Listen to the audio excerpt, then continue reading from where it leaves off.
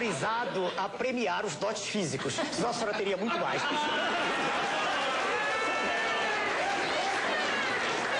Dona Fifi de Assis. Dona Fifi, eu queria que a senhora respondesse para todos, desse a resposta àquela questão que foi formulada. É o nome de um arquiteto famoso, do nosso país, claro, e uma de suas obras, né? De acordo com os meus conhecimentos, um dos arquitetos mais famosos do Brasil foi, sem dúvida nenhuma, Oscar Niemeyer, que juntamente com Lúcio Costa arquitetaram a nossa moderna capital de Brasília. Perfeito, excelente. A senhora tira a nota máxima, tira 10. Tirei. Tirou sim, dona. Ai, professor, cada vez que eu tiro 10 eu sinto tanto calor. A senhora me deixa sem jeito.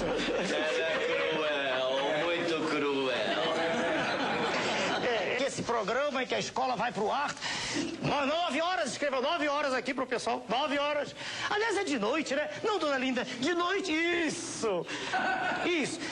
Excelente. Excelente. A senhora sabe que nota tem? Não tem aquela nota 5 que melhor, a senhora tem 10? Não tire a roupa, por favor, não precisa.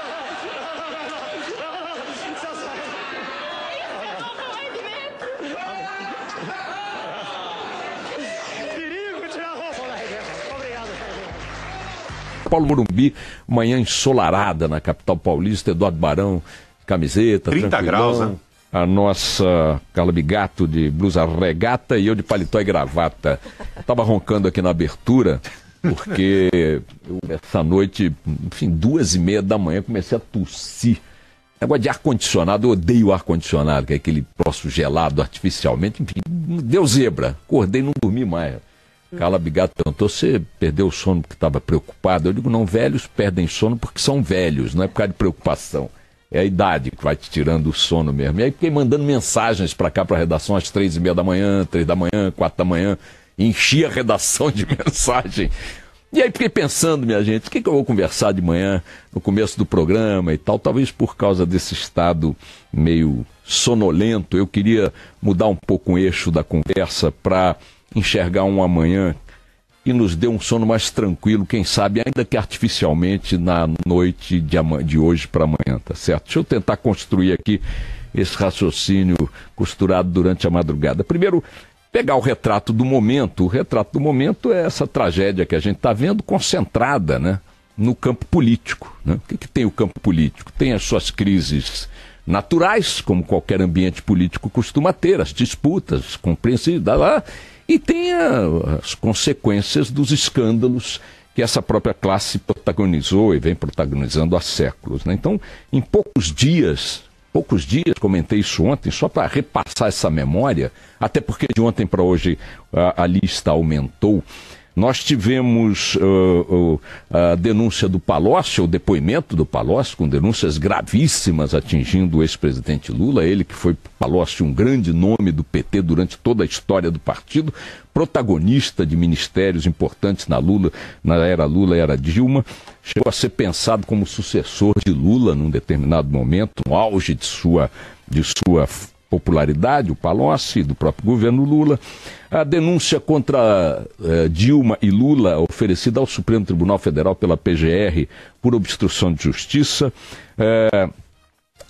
O escândalo, mais uma vez, envolvendo o grupo JBS e seus protagonistas, a prisão de Joesley Batista, seu dono, sócio e mais um diretor, Ricardo Saldi, por crimes ou revelações numa fita escandalosa, suspeitas ainda de que outras fitas há ocultas por aí, com revelações ainda mais bombásticas. O pedido de prisão negado pelo Supremo, mas depoimento de 10 horas de um procurador da República, braço direito à época, e depois deixou de ser, amputaram o braço direito de Janot, senhor Marcelo Miller. O consequente enfraquecimento, né, do poder de fogo de Janot, é inegável isso, ninguém pode negar que, torcendo ou não pelo Janot, o que aconteceu no quintal dele não o favoreceu, ele próprio reconhece que foi o pior momento dele, está enfraquecido, consequentemente perde fôlego para apresentar a nova denúncia contra o Temer, que de resto, mesmo apresentando, fosse o que fosse, seja o que seja, vai ser arquivada pela Câmara. A denúncia também apresentada contra 5 figurões do PMDB, Renan, Jucá, Sarney, Valdir Raup, Edson Lobão, também ao Supremo por corrupção. Ontem, relatório da Polícia Federal apontando um quadrilhão do PMDB, que comandado, o núcleo duro desse quadrilhão, por ninguém menos, segundo a Polícia Federal, que o próprio Temer, seu dileto ministro Eliseu Padilha e seu mais dileto ainda ministro Moreira Franco. E, finalmente, a cereja do bolo, claro, né, o episódio do apartamento de Gedel Oink, como é? Gedel Vieira Lima. Gedel Vieira Lima, com todos os escândalos que dali decorreram, incluindo a prisão dessa figura que rouba o Estado brasileiro desde que o mundo é mundo, desde que começou a sua vida. Daqui a pouco eu leio o trecho de um livro muito engraçado que fala dele, do Renato Russo. Fala do Gedel Vieira Lima no tempo de escola. Ontem mesmo, o advogado de Gedel liberou uma nota dizendo que o ex-ministro, em momento oportuno, refutará, né, as consequências judiciais que lhe são indevidamente imputadas. Se um cara que guarda 51 milhões de reais em dinheiro vivo de propina está sendo alvo de consequências jurídicas indevidas, eu não sei qual é a cifra que o advogado admitirá como escandalosa. Mas, enfim, este é o quadro, é a lameira política, e a gente está o dia inteiro acostumado com ela. Mas eu me propus a dar uma tentativa de transferir aqui, dividir com vocês um pensamento insone sobre o amanhã. Até porque acho que é preciso tentar enxergar para frente, porque senão a gente vai sendo devorado por essa azia e má digestão do dia a dia que a política tem protagonizado, quando o país é muito mais do que a sua política. E vamos ver se vocês concordam com essa linha de raciocínio. No campo do mundo real, aí a gente tem ainda na política o seguinte: o Temer fica.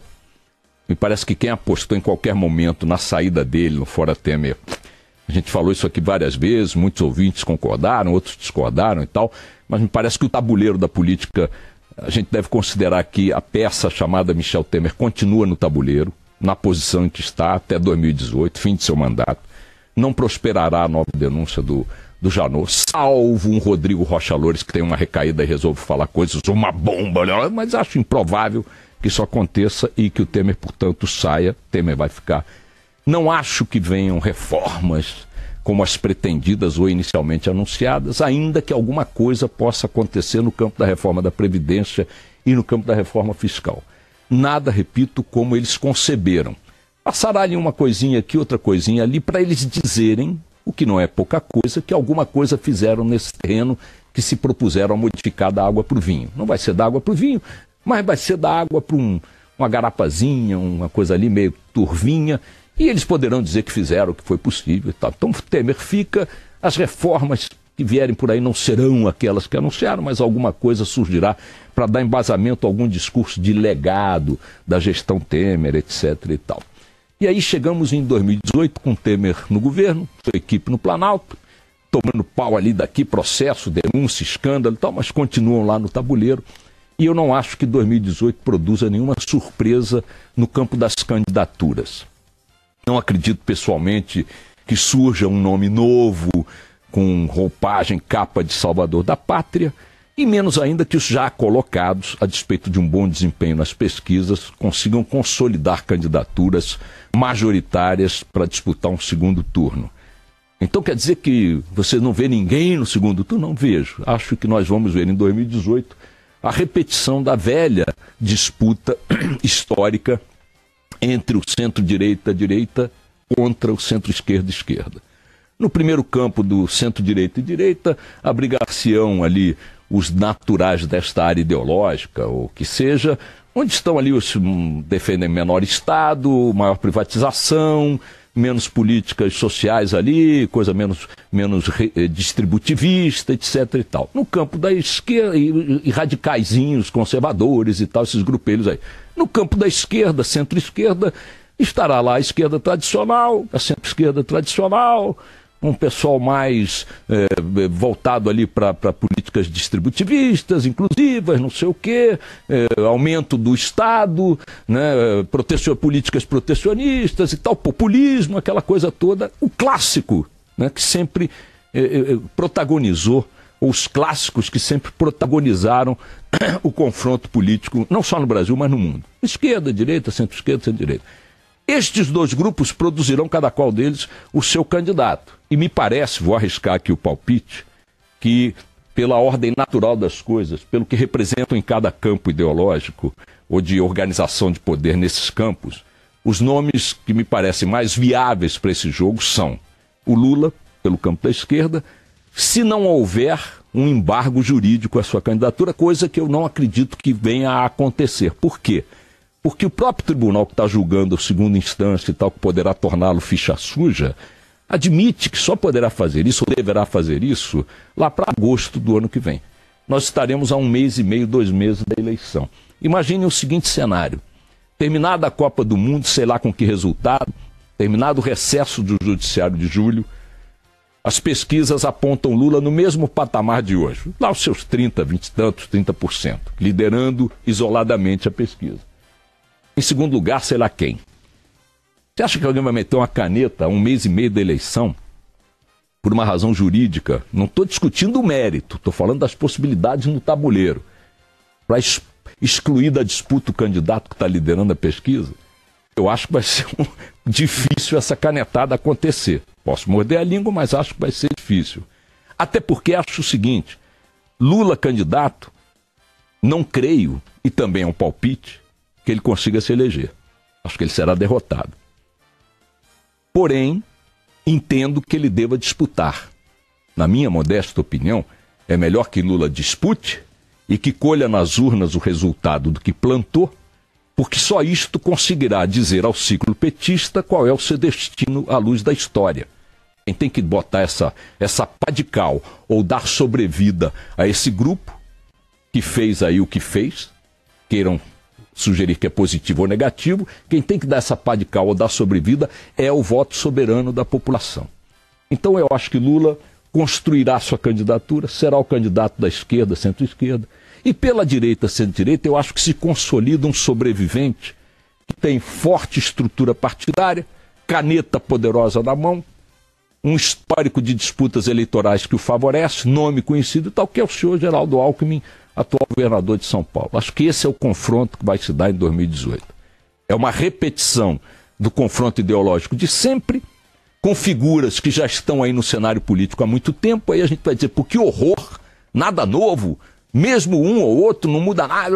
Eu acho que aí onde é que vem minha análise, finalzinho otimista, que é o seguinte, seja lá qual for o eleito, Lula, Alckmin, um repolho, um abacaxi, o Brasil que eles vão governar mudou.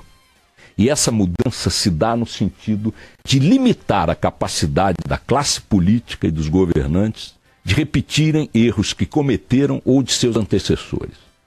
A sociedade brasileira que está nascendo vigorosamente desses traumas todos que nós estamos vivendo é uma sociedade muito mais politizada, consciente, conectada, vigilante e atenta do que jamais foi.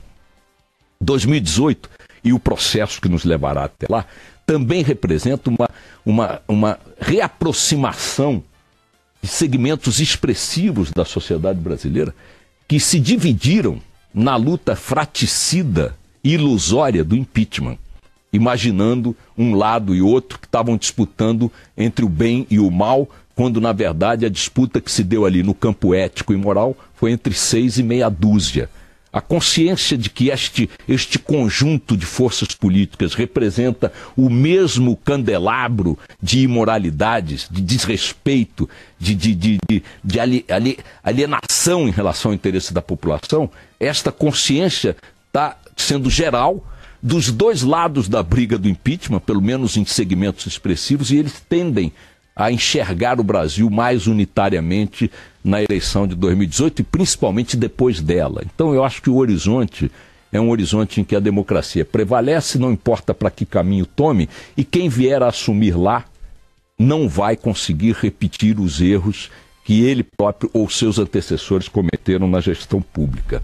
Resta a economia. Sucintamente, na economia tem o dado mais interessante de todos, para a gente olhar com um pouco de esperança para o futuro. O índice Bovespa ontem bateu um recorde. Bom, o mercado sobe e desce, não é bom acreditar muito em alguém tão volúvel, tão volátil. Mas o fato é que está subindo e isso indica algum otimismo interno de forças econômicas do mercado. Isso é importante. É tão importante quanto chamar a atenção quando a Bolsa despenca. Se ela despenca, a gente, opa, está despencando em qualquer lugar do mundo, isso é uma referência dos humores da economia. E ontem bateu o maior índice do Ibovespa em todos os tempos, isso é um dado bastante significativo. Dólar está em queda outra vez. Está sendo negociado aí abaixo de 3,15 já há alguns dias. Ontem caiu novamente, não sei como é que vai funcionar hoje. O dólar baixo, ou pelo menos estável, é um bom indicador econômico. O PIB, modesta, porém regularmente melhorando. O setor de serviços, importantíssimo para a economia, está dando uma respirada. As montadoras, venda de automóveis, recuperaram. Um setor também muito importante, a indústria, começando ali a botar a manguinha de fora, recontratando e tal. O índice de desemprego, quedas sucessivas, modestas diante do drama, mas são sucessivas, são quedas. Bom, agronegócio dispensa comentários. É o nosso Clóvis Bornai dos desfiles de fantasia, hors concurso, né? O negócio matando a pau, caminha aí para um novo resultado de safra, tudo indica muito positivo, maravilhoso, etc. e tal. Balança comercial, superávites sucessivos. É bem verdade que tanto quanto a inflação em baixa, de forma incrível, a revisão ontem colocou aí para perto do patamar da base, 3% ao ano, para o ano que vem. É um número incrível. Tanto isso quanto o crescimento da balança comercial do superávit são um pouco subprodutos da crise econômica. Com a recessão, você deixa de importar, portanto o superávit aumenta, e deixa de consumir, portanto a inflação cai. Mas, de qualquer maneira, são dados positivos. O curioso é que esse conjunto de boas notícias na economia, nenhum deles decorre de políticas de governo. Qual foi a política do governo para a balança comercial? E para a queda da inflação? E para a estabilidade do dólar? E para o aumento do PIB? Que programa de governo? Ele não veio nada. O governo não fez nada porque ele não está no meio da crise política, só cuida disso, só se envolve com isso, está paralisado por causa disso. Isso é um dado negativo? Não, é positivíssimo, sabe por quê? Porque se não foram políticas públicas que fizeram a economia retomar um pouquinho o caminho da sua recuperação, quem foi? Foi a sociedade brasileira. Foram as pessoas, foram as empresas, os trabalhadores, os empresários. Foram os brasileiros, foi a população. E esse é o grande dado que a gente tem que se concentrar. Nós, o povo brasileiro, estamos recuperando a economia do país a despeito de toda essa desastrosa classe política à esquerda, à direita e ao centro. Então, estamos dando uma grande demonstração de vigor e de capacidade de superação de uma crise muito grande, muito profunda e muito dramática. Não me parece que esse conjunto de coisas, para quem passou uma noite sem dormir, leve a uma noite pior, né, na noite seguinte. Não sei o que vocês vão achar. Vamos tocar o bar. Um candidato que tem uma militância como vocês não tem por que reclamar. Nós não precisamos de dinheiro, nós não precisamos de fortunas, nós não precisamos de facilidade. Porque nós temos dois valores que os nossos adversários não têm. Nós temos moral e dignidade. E é isso que vai nos garantir a vitória. Você acabou de assistir mais um programa da Frente Brasil Popular. Tchau! A gente volta no segundo turno.